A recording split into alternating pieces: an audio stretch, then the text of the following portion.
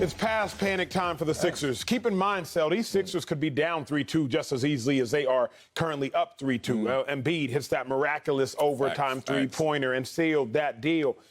I said the Sixers had 4 games to figure out their James Harden woes. I said they had 4 games to do it. Why? Because I thought that they was going to sweep the Raptors in 4 games, and you were definitely going to need James Harden by the time you get into round 2 and more than likely face the Miami Heat. 4 games you had, Sixers, to figure it out.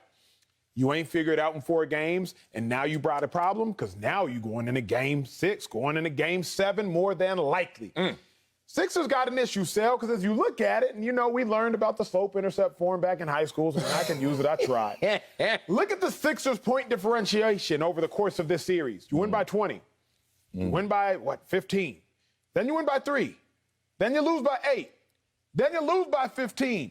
At this rate, you're about to lose by 20 next game. I have never literally seen a graph work so perfectly, a slope work so perfectly, where you can quite literally see the descension of the 76ers right before our very eyes. They're in trouble, y'all, because James Harden has disappeared.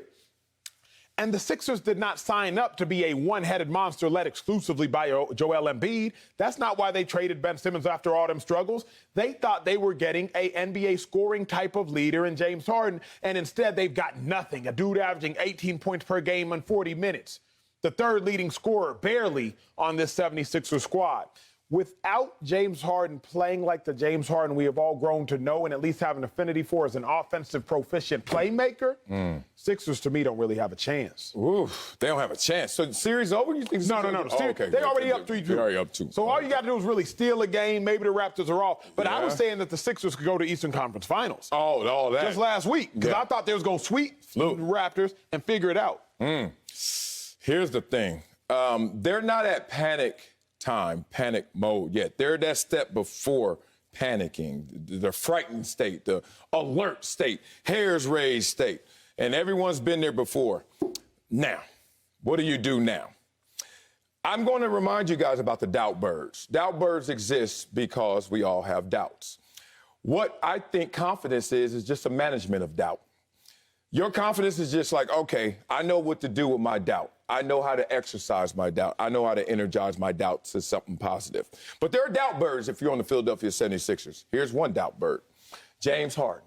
Damn it. I know his playoff woes. I know his playoff issues. Here's another doubt bird.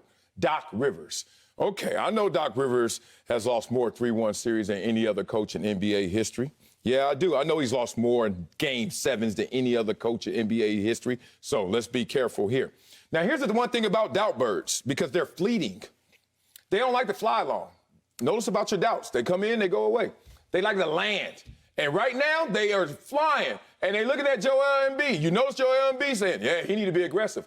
One step short of what he did to Ben Simmons after that series last year. He going to go all in because those doubt birds looking to land on him right now. With Doc Rivers on your team, who I respect, but come on, it is what it is. We get closer to Game 7, we start thinking less of him. James Harden, who you are in the playoffs, already speaks for itself, and it's not speaking the right language to this team. I think they're on that step. Obviously, if they lose this next game, panic time, I think them dudes going to be distraught. So I thought about this while you were talking. The true reason it is panic time for the Sixers is because to some degree, Sixers fans got to be forward thinking. What happens worst case scenario? Worst case scenario, you lose this series. Now you really messed up and might have to blow it up.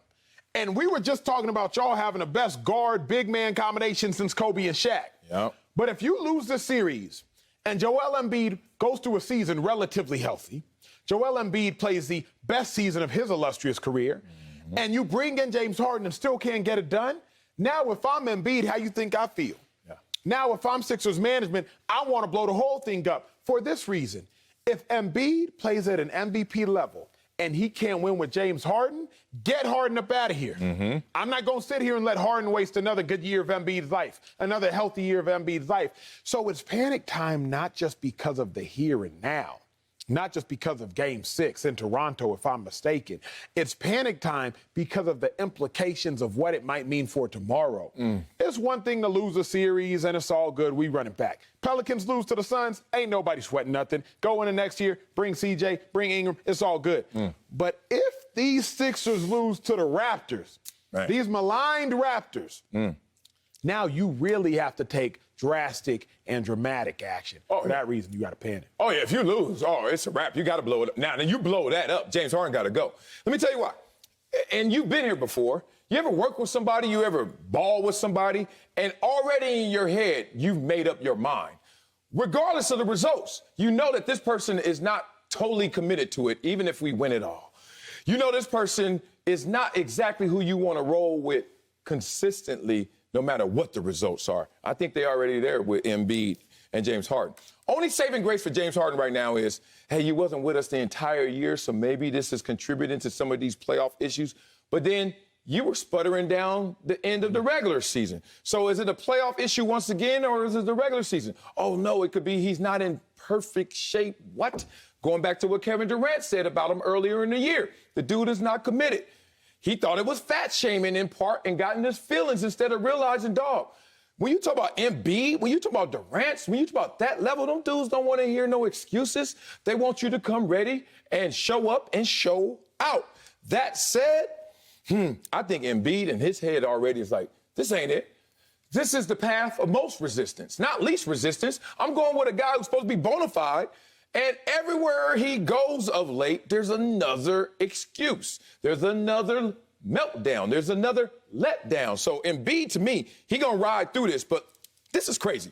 NBA best-of-7 series to start off 3-0. 90 of the series go to the 4 games. You sweep them. 5th game, you get down to 41. 6th game, you get down to 10. And 7th game, you get down to 3 series. 2.1%.